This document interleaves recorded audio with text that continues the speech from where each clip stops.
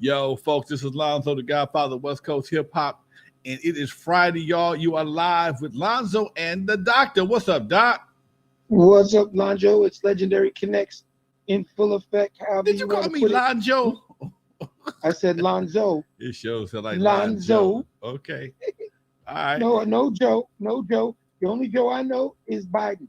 But again, let me finish. You just ruined my whole intro. Do you Let me think? try it again. Do you think? Legendary Connects, always demanding respect, always on check, in full effect. What's going on, Oh, shit. my friend He didn't pull out his rhyme Lonzo? book. He didn't pull out the rhyme book. Lord have mercy. I got more than that coming. But let's just connect as we do, my brother. I ain't mad at you. It's one of those days. I ain't mad. Look, I'm gonna send Dusty this link right quick. I see he's in the chat room. I'm gonna send him the link. Hello, Dusty. I'm gonna send him the link so he can join us in a few minutes. We were talking about something off camera that I want to bring to the forefront, and we're gonna probably hear. Dusty's a part of the. He's a part of the rap and dumping gang. Yeah. If I can get him to tap in for a minute. I would appreciate that. He's always informative. He's always enlightening. He's always someone I enjoy having this conversation with too, especially on a day like today, where in New York we've hit record rainfall since 2021, and they actually said we may be breaking a record in Central Park and all, record flooding everywhere. Wow. It just hasn't stopped raining since the day before. All right, folks, you're live. Dusty Vision has been invited to the show. Dusty, check your email for the link. Come on, tap in with us right quick, Doc. We got a hot one today. It's Friday. I've been kind of kicking back, folks. I had a very busy week. I said, you know what? I got a busy day tomorrow. I'm gonna take it slow on Friday. But then all of a sudden, I started getting these texts. I'm like, damn, they a little slow, but they came up with some shit. And we're gonna talk about it in just a few minutes. But Dusty hit me with it. Unknown hit me with it. Everybody hit me with it. And even the doctor with his underwater ass hit me with it. So we got to talk about it, folks. We got to talk. It just happened for today. Right, but before we jump in that, so we can get Dusty on the line, so we can get into it, I want to know this is definitely Hip Hop Health Month coming up, awareness. I know you did a great job last week with the prostate march that you do every year, and that's just totally amazing. Quite a few folks around the globe have been speaking to me about people with disabilities and special needs and creating a greater awareness and greater accessibility and dealing with the holistic changes that we're trying to make. Like you were saying before, you can lay pork in front of you, but that's not your choice. But the thing I want to tell everybody, our health is our wealth, and it guides us to our love and success. And here's the thing, whether you are down and out, whether you feel bad, good, or whatever, mental illness is a reality.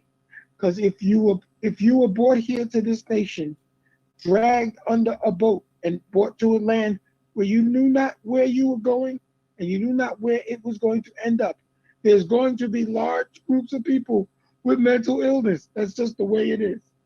But unfortunately, we are working on bettering that. And in this month of hip hop health awareness, I want to tell everybody we can be our best critics, our best disciplinarians, and reach out to someone else who may help you. It could be your child, it could be your grandparent, it could be your wife, your enemy, your friend, your lover, it could be anyone. But we all can get together and work on this and be better, because what's going on, it's a lot more than just a simple quick answer and a quick fix. And I want to warn people out there, because I just came from my doctor's appointment, which I got a very good doctor's appointment this week, that those drugs that they say take a shot to help type 2 diabetes and also help weight loss, be mindful. Pay attention to the side effects and be careful if you're ordering them online from an unknown source that says, oh, I can get it to you for $20 or $40 less. These are drugs. There are better ways to heal your problem. Let's all work together, and that's going to move on to something else.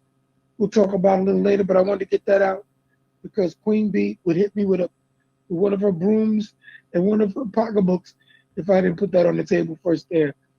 Oh, illustrious one. All right, folks. All right, folks. All right. Also, hip hop of November is Hip Hop Awareness Month, folks. So that's when we'll be doing our Easy E celebration.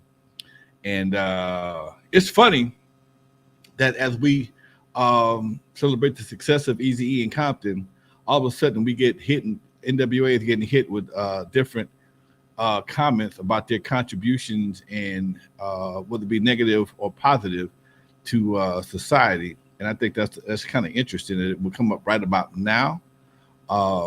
Ice Cube. Always. Huh? But there's always. Can I finish what I was saying? I ain't saying nothing about you did your health diatribe. Can I finish what I'm saying? Thank you very much. Well, I know what you're gonna do. You're gonna take over my conversation. Let me finish. You're welcome to jump in. You're welcome to jump in. I'm gonna be quiet. Okay. Watch this. See, boy. Anyway, we were. It's funny that as much love as NWA has around the world, they can be blamed for some things. They can be credited with some things. And hey, what's up, Dusty? What up, Lons? How you doing, man? How you doing, Dre? I'm giving What's up, Dusty Vision? I'm doing a little diatribe right quick. Hold on 1 second there. Anyway, do your thing. I think it's amazing that that now with getting some recognition and some other things, all of a sudden it becomes a debate. Like I said on the show, and some guy even made a comment on my. I read all my comments. The guy in the white hat, anybody but my ass, is making a bunch of excuses. Not making excuses, man. If you lived in that era and you knew the streets pre and post crack, you may have a different opinion. See, some people only know the world from one side. They only know the world after the 90s or after the 2000s when gangs were prevalent and drugs were prevalent. I knew it before then, man. I knew Compton before that. I knew Compton was a nice middle class city that I could take the bus to my girlfriend's house and walk the rest of the way without a problem, without a care in the world. And to see it become what it became, and again see what it's coming back to be, has a big effect on me as a person. So before you make a statement about how one group may have changed, they may have opened the eyes to the world how we were being treated. But and again, they were never supposed to go mainstream. I think the powers that be, just like right now, a lot of things that our kids are experiencing, if we were a few years back, it wouldn't happen. Anyway, I got Dusty Vision and Miss B. Miss B got on her. She must have been putting it down, boy. She got a crown on again. I got Dusty and Miss B on the. But Lonzo, when you finish your thing, I just want to comment on what you said. I'm done. Okay, may I jump in real quick? Please before? Go right ahead. Hey, Queen Bee. Hey, Dusty Vision. Hello, before you get Dusty on the street. Okay, let me jump in real quick with what you're saying about N.W.A. because I feel that being one of the co-hosts of Yo MTV Raps Today, which actually launched their video career, which brought them, I would say, as you were saying, to the mainstream. Because when you watched Yo MTV Raps, it was universal. It went from east to west, north to south, sideways and around. And it actually, because N.W.A. was a group before Yo MTV Raps with N.W.A. and the Posse, but they brought forth the acknowledgement of what was going on, as you were saying, in the streets. They actually galvanized the idea of what gang life was about from their perspective and their vision. Or as Chuck D would say, hip hop and rap music was the CNN of the streets, which it was, and it is still to this day. We work on that position. The uniqueness of what N.W.A. did, from my perspective, and I remember when we first got Straight Outta Compton, the video, and I had the tape, and I listened to it long before the video was done. I said, "There's no reason we should hold this voice back, because it wouldn't be fair to anyone else who may have a different point of view and a different vision of what was going on." And they opened that, they put that light out to say, hey, this is what exists here. So when you hear F the Police and you hear Straight Outta Compton and you hear all the other stuff that came through NWA, just because you don't agree doesn't mean it should not have been said. That's all I'm saying. All right, okay. Dusty, what's up with you, Doc? What up? What up? Hey, Miss B. What up, Lonzo? Hey, Dre. How are you guys? Good. What's going on, Dust? Man, nothing much. I'm sure you guys heard the big story. I don't know if you guys got a chance to tap into it yet, but Keefe D, who I guess was been the lead person in the Tupac investigation for years now, was finally arrested in Las Vegas this morning. Big story. You know, I would love everyone's opinion. Maybe we could start with the one and only Dr. Dre. I love that you come to me like you're going to get the controversial opinion, Dusty. I appreciate that. I want to go. If I do have an opinion, because I do know Tupac. I wasn't as close as Ed was to Tupac because of our late great friend Stretch from the Live Squad, and I met with Tupac. He was on the show several times, but I want to go to Queen B first. Ladies first. Ladies first. Queen B, we did talk about hip hop health and awareness earlier, so let's go directly about the news about the arrest of the alleged still Tupac assassin, or the person that put this together. Let's go to Queen B first, please. I think it's an interesting follow up after we had stated when they seized the computers and everything and whatnot. So I'm curious to know what they found on those computers, or the computers and phones that they seized with a warrant a couple of months back. I would love to see the timeline of the one that we didn't see out in the open about that, which actually led up to this, and even like seizing the computers from a couple of months ago. So I'm just watching. I'm a watcher right now. I'm curious to see how this is going to go and what led up to this. Now, what is it? 20 years later, 30 years later. 30. I'm trying to figure out. I've been watching this brother talk about this. I don't know who his lawyer is. I don't know who his legal team is, who his lawyer is. Whose representation? Who told him it was okay to go out and talk about this? You in the car, you watching your nephew commit a murder. That's accessory. I mean, that's accessory. Okay, and to not become forthright after the murder is accessory after the fact. Okay, if you see somebody commit a crime and the police ask you about it and you lie to the police, and then they prove later on that you lied to them, that's accessory because you're helping them. You're trying to help them get away. Now he did confess. He did tell the police that his nephew did it, but you was in the car. It seems to me that makes you that puts you in the line of fire for something. If we commit a crime, even though if I commit a crime and Dusty in the car with me, pretty much Dusty got the case. Now I know every law got a different. I mean, every state got a different law when it comes to that situation. But yes, it is. I know for a fact if you commit a crime and somebody gets hit, you shooting at somebody and somebody gets killed in that crime, you get charged with murder, whether you driving a car or you pull the trigger. So for him to feel he can discuss this situation so freely and incriminate himself, and why in the fuck you got a 30-year-old computer? Why would you have a 30-year-old? Doesn't make any sense. Why would you save these artifacts? Okay. Did you ever hear the word upgrade? Okay.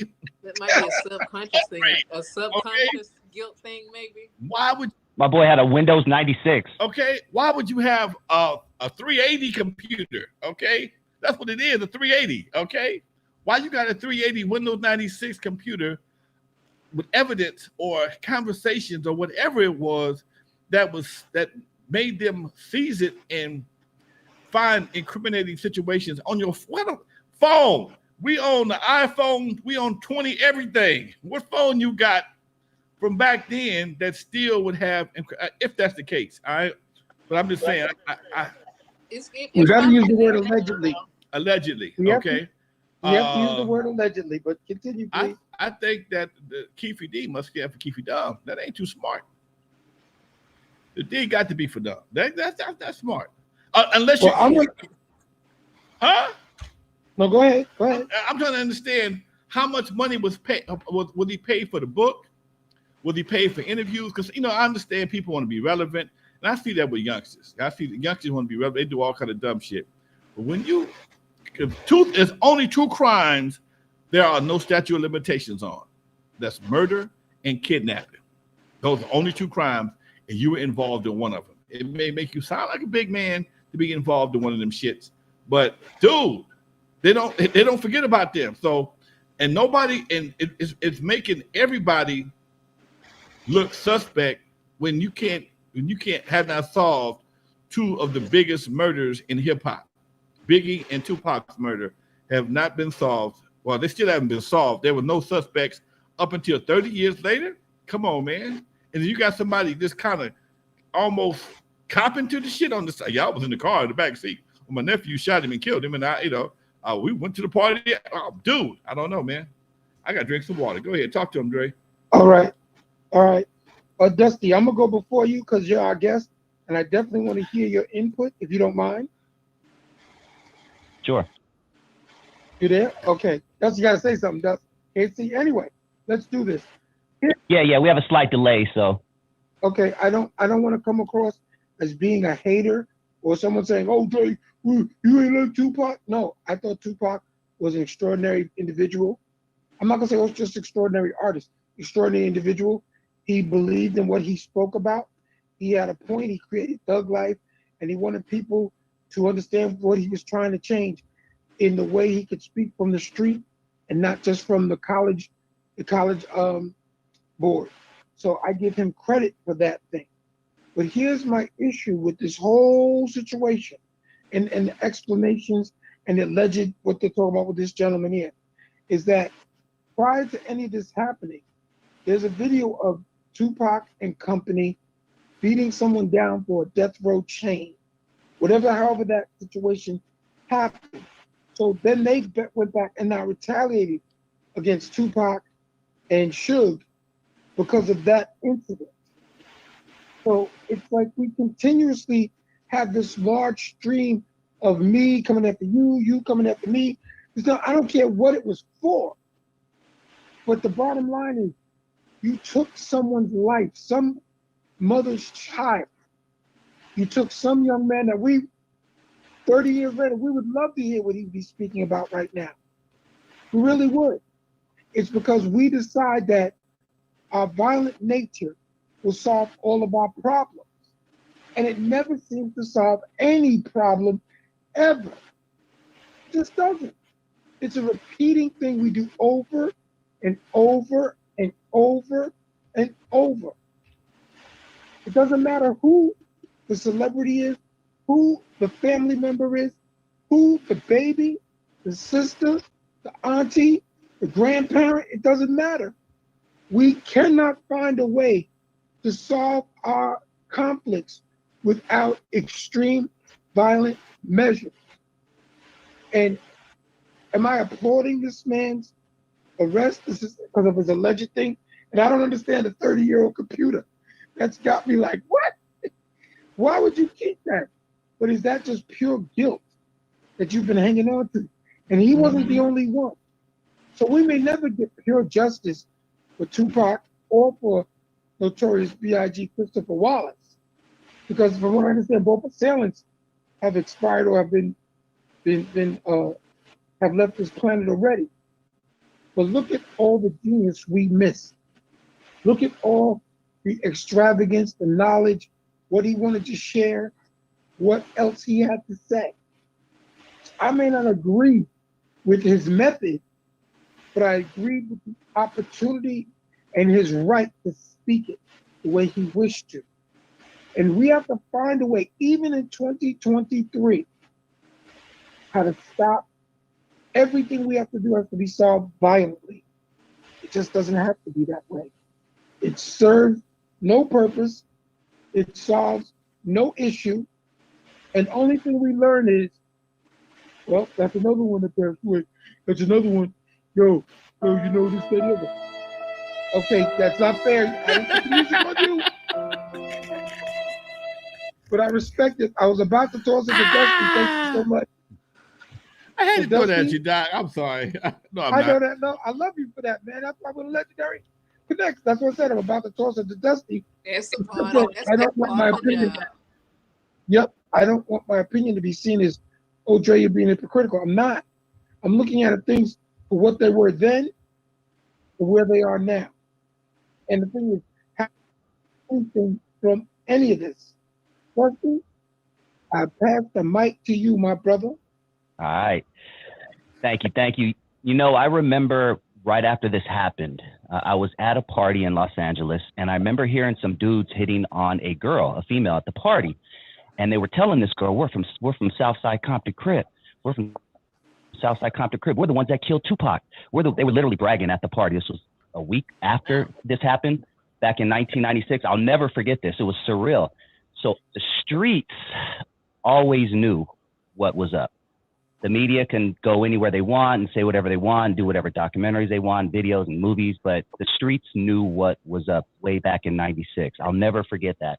But my thing is, I remember listening to Keefe D maybe 6-7 years ago on interviews, and him, like Lonzo said earlier, literally admitting to being in the car, which I thought, like Lonzo would think or know that you're just as guilty as the person shooting. You know, I thought when I was listening back 6-7 years ago, I was like, oh, they're going to arrest this guy in 2 weeks. He's going to be in prison. It's going to start, and the trial's going to start and everything within a month. The fact that it went on 6-7 years after that first interview, I remember, is very, very strange to me. I don't know why it took so long for them to put the hammer down. I don't know if there's a conspiracy attached to it, because of course Tupac conspiracies are everywhere. There's a million of them, and I'm sure they'll tie one into this. I don't know. They arrested him at 7:43, and if you add the 7 and the 4 and the 3, it's a 7. He had the 7-day theory, Illuminati, and he died 7 days after. Like they're gonna find something, But I guess that's my whole point. I think it's a little strange that it took this long to find. I got a weird coincidence. This is a true story. Tupac got shot September 7th. Eazy's birthday is September 7th. Jerry Heller was buried September 7th. Just thought I'd share that with y'all. That's something I put together today. And I don't know what it means to nobody but me, but those three things all related. Those are some interesting dots to dig in. Yeah, I would rabbit hole. I would like to dig a little deeper, because a lot of people love the inside stories about hip hop and things like that. And I would love to know Dre's opinion on the whole media created East Coast, West Coast beef. If we can take it back to, 95, 96, when the Tupac and Biggie war and the Bad Boy and Death Row war was just bubbling. And then out comes Vibe magazine with their release of this publication. And on the front is Puffy and Biggie. And it says, is there an East Coast, West Coast war? In my opinion, it was media created. But Dre, you were on the opposite side of the coast that we were on. What do you remember about that time, from the time of bubbling up to Tupac, doing the Hit 'Em Up song, to Biggie throwing shots in the Jay-Z song? What do you remember about the beginnings of the East Coast, quote, East Coast, West Coast war? Okay, let's put it simple. I was on both coasts. I was down south, I was everywhere. The one thing Yo MTV Raps afforded me was ability to travel and actually go and speak with people. So while all that was going on, I was around it intimately. I could not stand what the Source did. It was actually the Source magazine that started the whole thing. Yeah, my bad. The East Coast versus West Coast thing. And I went to John Schechter and his minions and said, could you guys pull this, please? Stop it. Don't do this.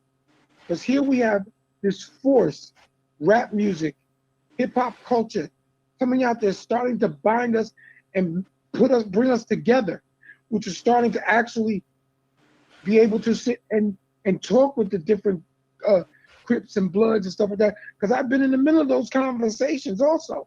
I said, don't do this to sell magazines. This is not a good look. And then there goes Vibe. They did it too. So I remember reaching out to Quincy Jones saying, what are you doing? Why are you letting this take place? This is like Motown versus Stax Records. Why would you do that? You know what this is going to cause. It's not always, oh, we're just, printing the news. It's not the people or the principals that's the problem. It's the people under them. The Biggie Tupac issue wasn't there till they made it become something. It's been well documented, well reported what happened when Tupac was shot in the studio where Biggie was. Biggie and them had nothing to do with it. Nothing. And I'm not going to go into the facts whether he shot himself, whether somebody shot him in his own groin, whatever the case. I know people who were there. I know witness accounts. I'm not going to speak for people. What I will say is it was the fact of I blame the Source magazine and Vibe magazine at this time for creating this ridiculous war because they had nothing else to do so they can sell magazines. Here's a magazine they should have put together. Hey, here's Tupac and Biggie. They settled the score. That's what we were about to do with them on Young TV Raps. Bring both factions in, have them live on the show, and end it. Just to squash it, end it. Don't do that. Because we know what happens when those things get out of hand. It's not the principals that are the problem. It's always the subordinates. Always the fact that, oh, I was there when we took out so-and-so. Oh, I got this one. Oh, I got that one. That's what the streets do. So it's like we were discussing last week, Lonzo. We're saying it's amazing now when we talk about hip-hop that grown people, not kids 18 to 25 or young adults, gossip worse than anyone.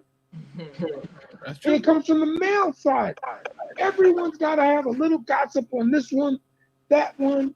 Oh, you were with this person, you were with that person. It's so sad that with the music and the culture that was emerging from the early 80s to where we were in the late 90s becomes nothing but a gossip mongering force. That no one can be successful without the criticism. No one can try to build something without the direct attacks on each other. So I look at what we're dealing with today in hip hop. What are we doing for a community? What does the hip hop community actually do besides brag about making money, how much they're making, how much they're moving, how many keys they got going on? It became, you took everything that was the underbelly of life and you put it up there and said, yeah, but this is how we got to live. This is who we are. Yeah, we have to share our experiences, but there are consequences to your actions. And that's what I told Tupac when we were sitting on Yo. I said, dude, why are you yelling fire in a crowded theater? That's not a good idea. You sitting there going, oh yeah, come on, shoot me. You can shoot me. And then it happened. No one wanted to see him leave. I couldn't stand the East Coast versus West Coast and having to answer those questions.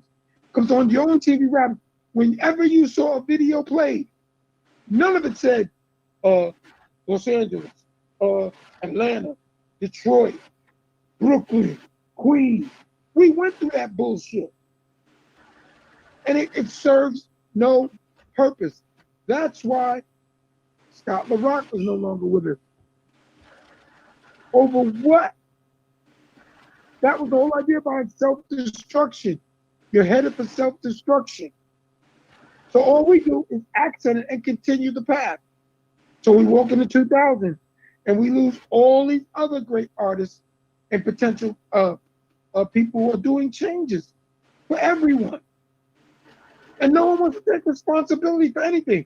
So this guy felt so comfortable because of the internet, because he wanted to be interviewed and he wanted to make sure he could speak his mind and he could tell his truth, that you incriminate yourself.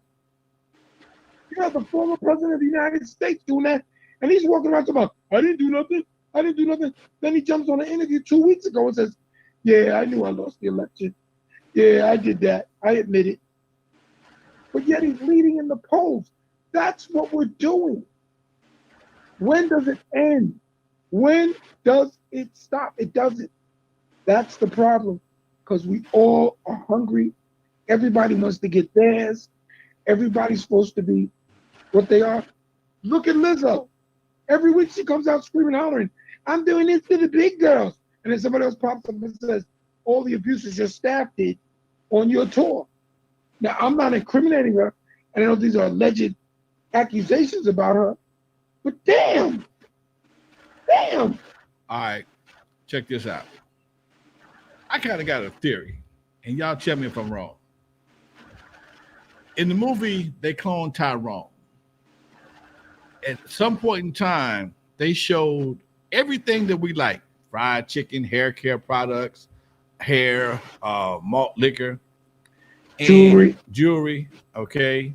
Now, if we give you the map, and then you put your road maps, or I mean, put your speed traps or your roadblocks or whatever you want to call it in our map. Because see, what happened at some point in time, rap has always have had various battles since the real Roxanne versus a Roxanne Shantae situation. It's been built on battles and dissing each other. Kool Moe Dee and LL went through it. It's a part of that culture. So when somebody on the sideline said, "Oh, they like talking shit about each other," tell you what we're gonna do. Let's put ourselves in position to get paid from this. So if the magazine says we're gonna fuel this stuff to sell more ads or whatever the case may be, I can't say it's good business, but it is business.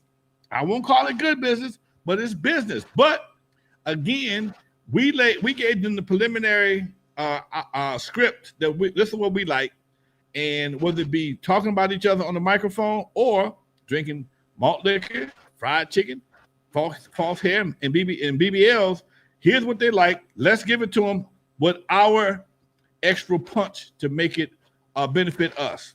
Bottom line, we're gonna give them what they want. We got these magazines that's owned by other than black folks.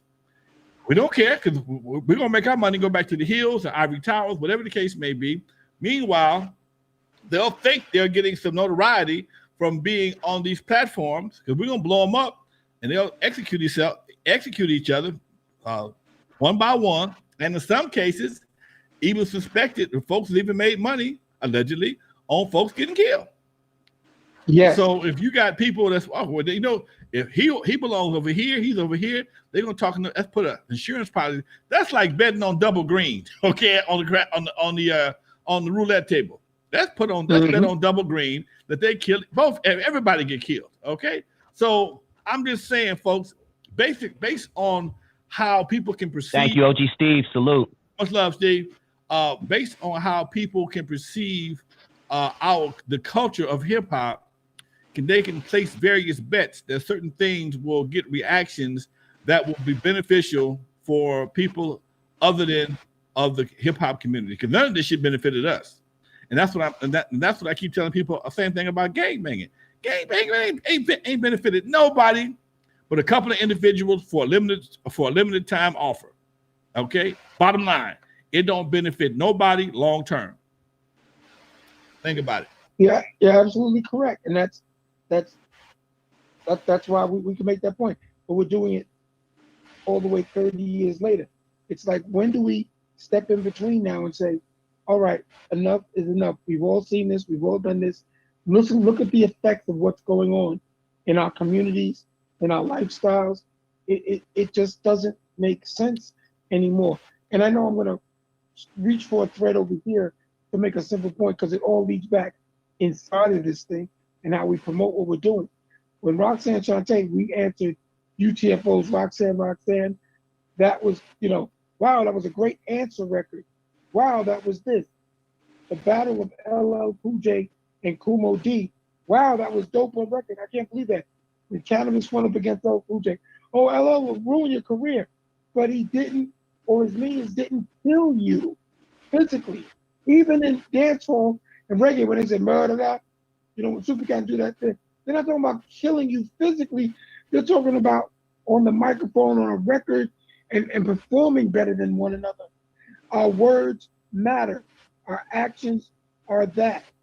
They really are. And if we don't stop paying close attention, our babies are going to die from everything that's going on around us, not just our seniors, our babies. So when you have people with fentanyl at daycare centers and kids are dying and you're running major drugs out of the same place, you're laying babies' heads on mats to rest and wondering why they can get up and they can't maintain. And then the first thing you do is you don't call EMS, you call your husband so that you can cover your tracks. This is what we're living in because we're promoting it through the music we're making. And I don't want to point fingers like, oh, hip hop was this better when it was this time versus this time or this and the other. But name me one Motown, Stats, Soul, Funk, Disco record that spoke about let's kill each other. Let's go after each other like that. No. There was a reason. That's what I said. I may not agree with the way Tupac did his message, but I agree on the fact he had every right to speak his mind. Same thing with N.W.A., same thing with Dre, same thing with Snoop, Cube, you name it. Everyone has a right to speak their mind. But they even pitted Dr. Martin Luther King against Malcolm X and blew up the whole movement. That, like Alonzo was saying, conspiracy, starting to look kind of interesting, isn't it? Quite a damn coincidence, huh? But I have a theory also. So what? Hey, I'm gonna have to head out, y'all. Hey, I love you guys. I'm gonna have to head out. I just wanted to pop in real quick, drop my thoughts. Have a great weekend, and read OG Steve. OG Steve has a great comment. When you get a chance, read. All right. Let's see what Steve got to say right quick. Go ahead. Let's read what Steve has to say. Okay. I was going to say, so with entertainment that we have access to, we have, we still, what seems like funding comes easier for, things like, we would say Tyler Perry's getting pushed back now because, I think we love us too much where some women are claiming that they don't like the narrative that he pushed on us about who we are. But what I'm saying, I'm trying to say, but for him to get that movie done, his movies and things done, the funding for shenanigans that people may have issues with now because, of what N.W.A. did, what Luke did, and what Tyler Perry did with Muddy and be dressing up as a woman. The money's there because there's even a movie called The Nurse That Saw the Baby on the Highway that was produced a couple of months ago, and the nurse's name is Marley. Like the lady Carly, the nurse. Right.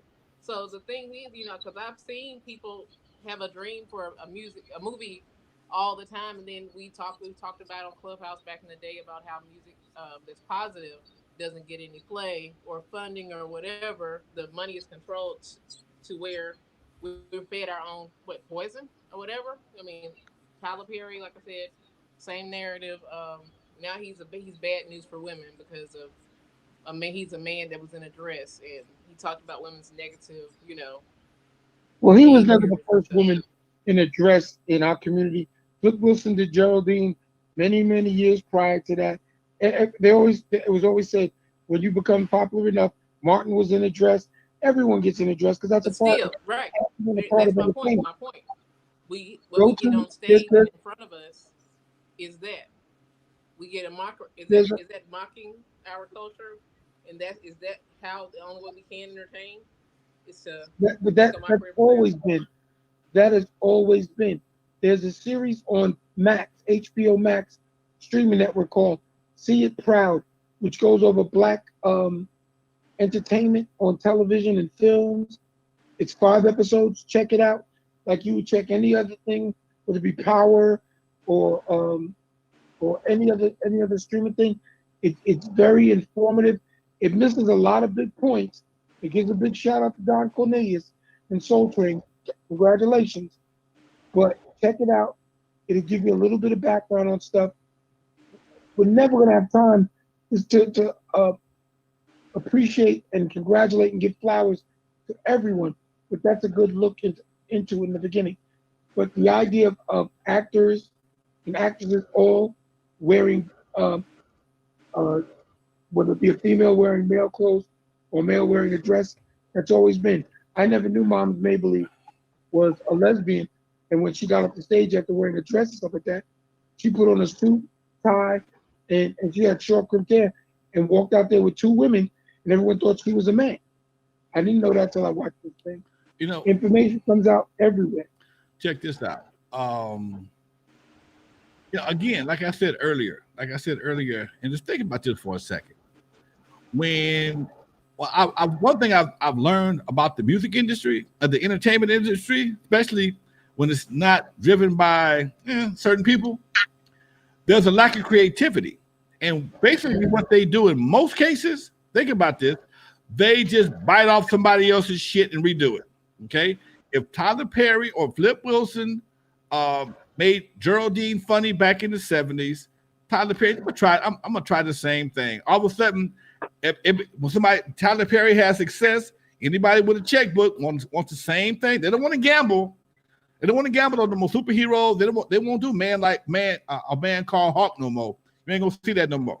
Okay, just like most of the movies you see right now on BET or Stars, all drug related. Or everybody's a gangster. Even the damn churches is gangsters. Yep. Even the church shows is gangsters. So everybody from the black community is gang related in some way, form, or fashion, and everybody is quick to kill. That's the impression with you watching Power Next Book, whether you watching Tommy, you watching Saints and Sinners, all the King's Men, all the Queen's Men, everybody is a gangster. You don't want to mess with me. You don't want to mess with me. You don't know who I am. You don't know who messing with. Everybody's a badass, and nobody go to jail. That's some fantasy shit right there.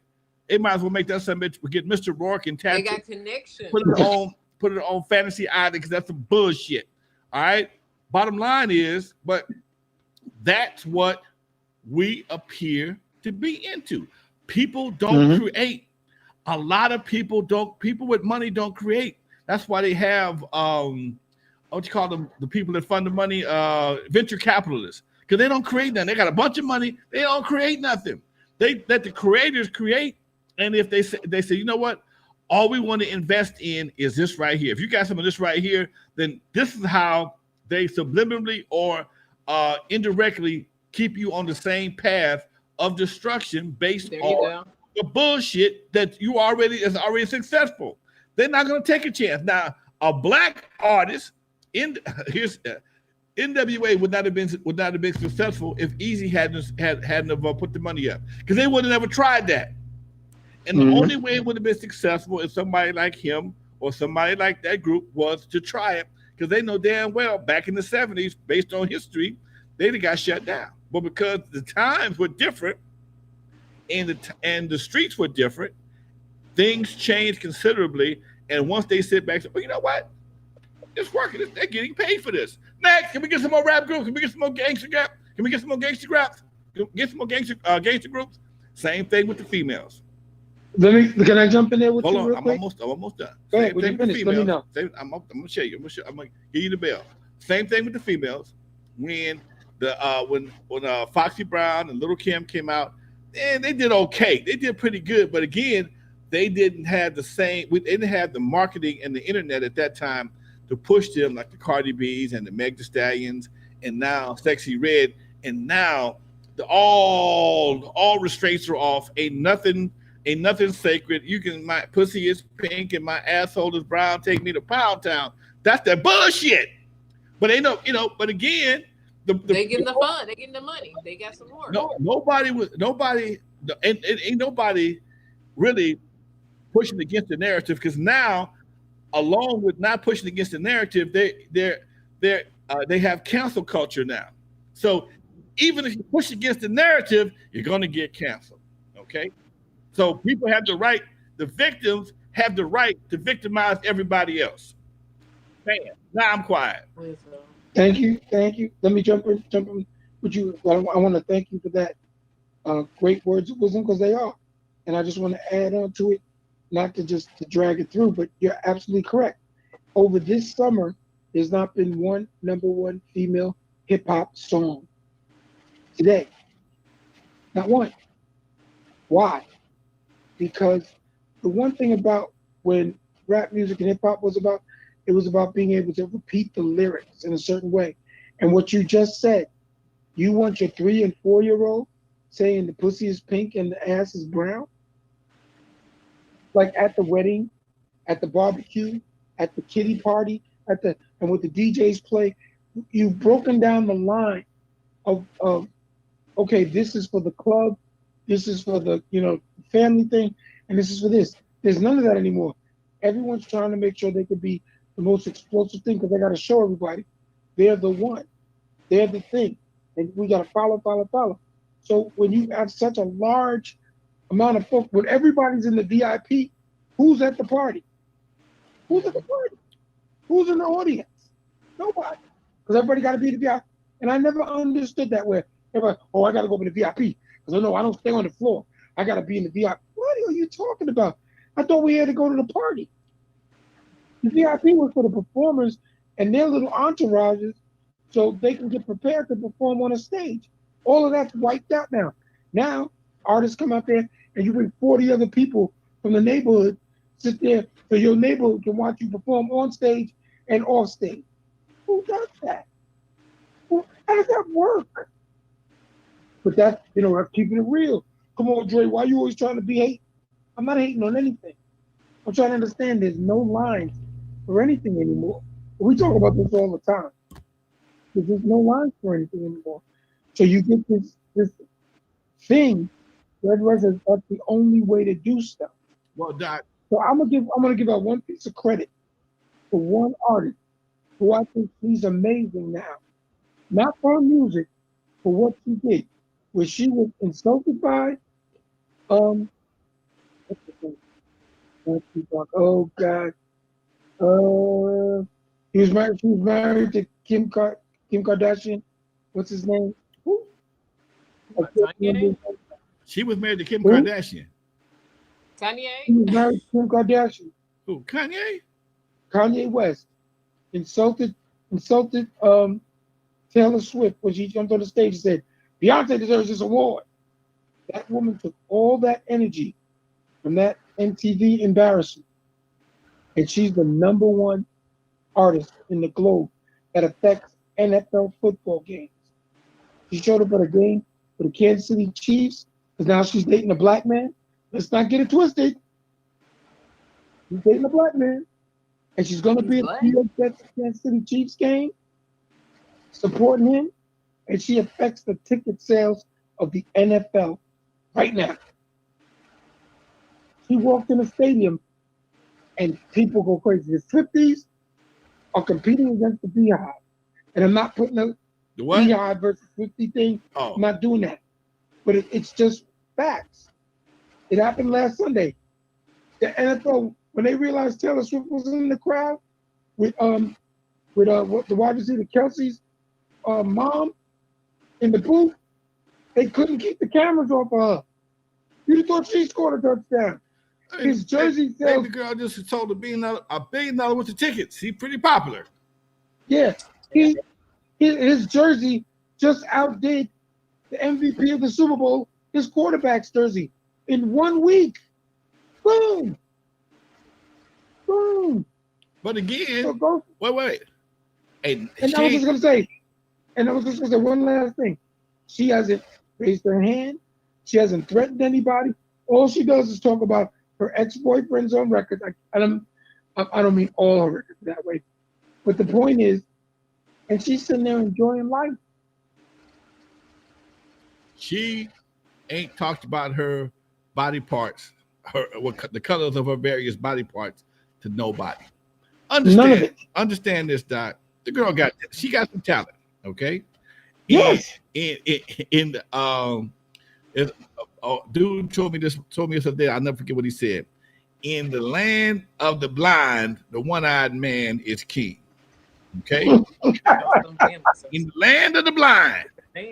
No offense about my co-host. In the land of the blind, the one-eyed man is king.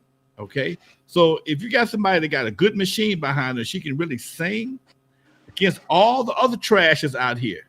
It's gonna stand out to nobody's end. It's gonna stand out. She's young enough. She's pretty enough. She has enough behind her.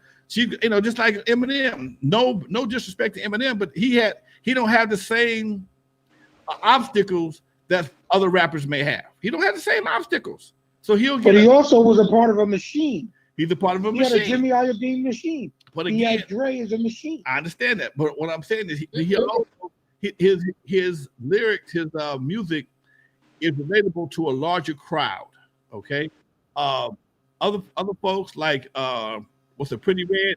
That shit is limited to the ghettos and the bowels of the community, and then it has its own resistance to its own people. Yeah, it's gonna be some people that like it, but they don't have no real, obviously don't have no real fucking taste. That's for damn sure.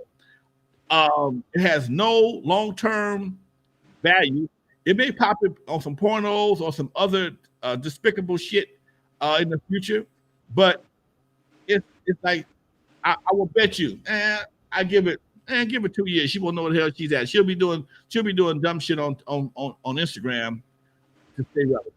Give her 2 years, if not less. She'll be doing dumb shit on Instagram to stay relevant.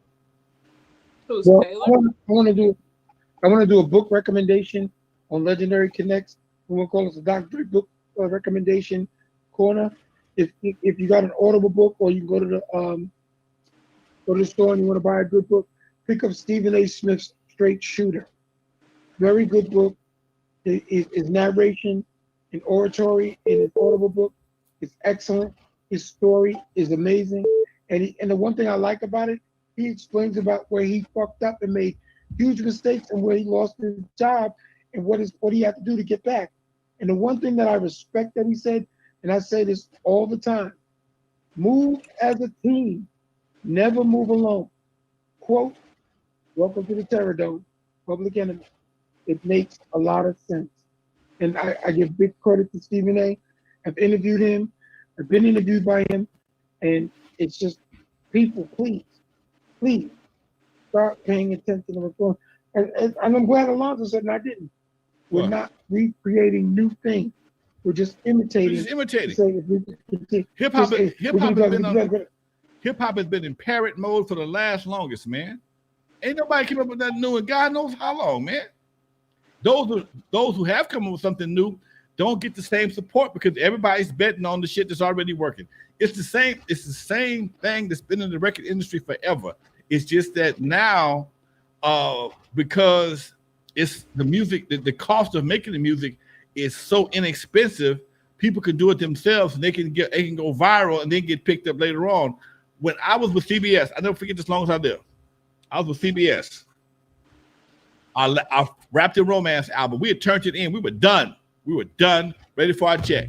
Okay. And our executive producer told us, he said, the hottest record at that time was Free World by Jesse Johnson. A member of the time. I love that record. Okay. And he says, hey man, give me something like Free World. And y'all can close out and get your check. We went back to the studio. In 3 days, we came back with The Fly. If you look at The Fly, listen to The Fly, listen to Free World, that motherfucker sounds just alike. Okay? And that's what we had to do to get our check. And it still goes on today. And it hasn't changed. I went through that experience. Huh? I went through that experience in my early days at Def Jam and Rick Rubin, and didn't understand it until I started hearing a lot of my work on other artists' music. And now I heard an interview by one of these artists talking about, oh, don't walk around being bitter and acting like, oh, you didn't get yours. We were just collaborating. No, this nigga actually took my masters, pulled my beats off it, and gave it to you. And I can name songs on early Def Jam records that were my records, my songs. I can name certain artists who basically just took my song and did it again. I can name a song I wrote for a huge artist and didn't get the check and got bamboozled and have to wait till I get money so I can hire a certain attorney to go, no, he wrote the song and y'all didn't pay them. What's wrong with you? Because that's the entertainment business. That's the music business. That's what the writers were on strike for. That's what the actors are on strike for. Because as you said, Alonzo, the parroting game is going around and round and round, and very little ever changes. It just does.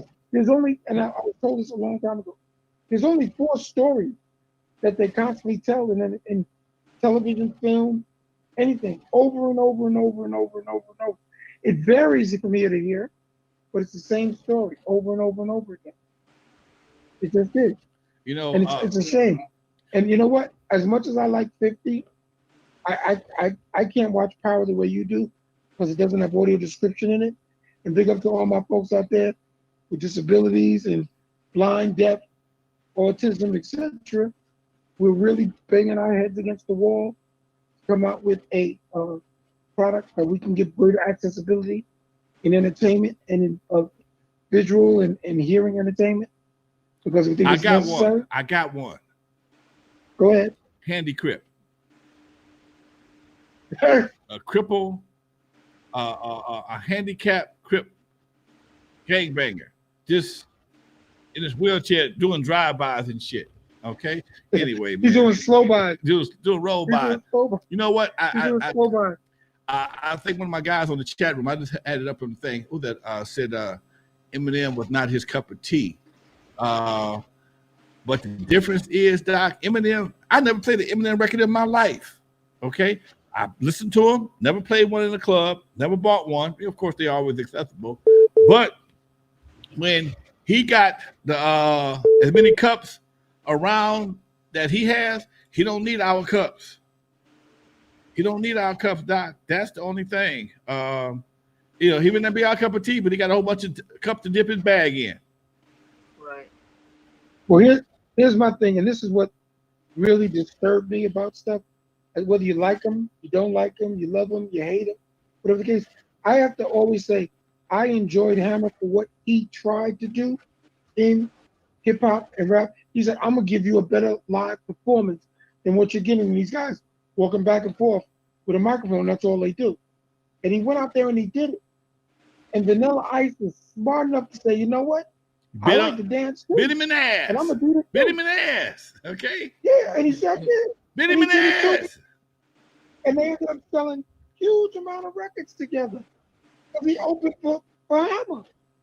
But then at the end of the day, Hammer had to sit there and say, well, I gotta act more, in line with the street and the gang. And he used to be called the Holy Ghost Rhymer. Now all of a sudden he's pumps in the bumps, pumps in the bumps. Who let the girls with the pumps in the bumps? Wait a minute, man. You would have turned this brother out. You would have, can't touch this. What happened? Everybody tried. Why did you quit? Everybody wanted to adapt to the streets. Everybody wanted to be hard. Hammer, the streets. I say it all the time. The streets talked him out of his career. He was a great performer, had a great career, but he wanted to morph into being something that he wasn't. Everybody was trying to be hardcore, and he was never a hardcore. He was a perfect artist of that time. He was a perfect hip hop artist at that time, dancing like Michael, dancing with James, dancing like Michael, big stage shows. He had all the merchandising a man could want. Hammer Time shoes, the TV show, Pepsi commercials. He was dancing for the streets, and everybody criticized him. Now everybody wants to dance. But the streets did not care for him. The hood didn't care for him. Wall Street loved him. The hood didn't care for him. Okay. There you go. The only person that had the wherewithal of that time to not be influenced by the streets was Will Smith. I was about to say that. Will Smith was the only one at that time, did his thing, stayed in his lane, and went on to be successful long term. Now he fucked up recently, but for the most part, he transitioned from a good old wholesome ass rapper to a wholesome ass TV show to a wholesome ass kick ass summer blockbuster movie making motherfucker until he slapped Chris Rock. He was everybody's favorite. He was a favorite child of hip hop. Will Smith is one of the only artists that sold huge records as the DJ Jazzy Jeff and the Fresh Prince, and sold even more as Will Smith. People don't realize that Will Smith was a genius. And he even says it, the moment he tried to say, well, I'm gonna make a street record, didn't work. He stayed in his lane. He knew who he was. Stay in our lane. Our time is up. Time to go. Miss Bernard, you know what to say. congratulations to Curtis Blow. Makes 43 years ago he released his album, and that's it, baby. What Hip hop verdict? history. Say I'll bye. let the fans study it. Bye Say bye. bye. All right. My bye, Miss B. Dr. Dre. Please, everybody, go check out In the Shadows. Next week, I'll tell you where to see it on what streaming network. I think it's called Voodoo or Hoodoo out there. I am in that movie with Keith David and Bruce Davidson. Please check it out. Show me some support. And I love you for that. And we'll be back next week with more Legendary Connects. All right, Lonzo. folks. This is Lonzo, the godfather of West Coast hip hop. Some of y'all may have never heard of me, but I was the first one to put Dr. Dre in the surgery. Stuck Ice Cube in the freezer until he got cold. Center stage, Eve After Dark, Super Bowl. For those who saw Straight Outta Compton, they paid me like a hater of rap. Don't believe that bullshit. It was all Hollywood cap. My history goes deeper than most of y'all will ever know. Just remember that NWA stands for Not Without Alonzo. We're out of here, y'all. Peace.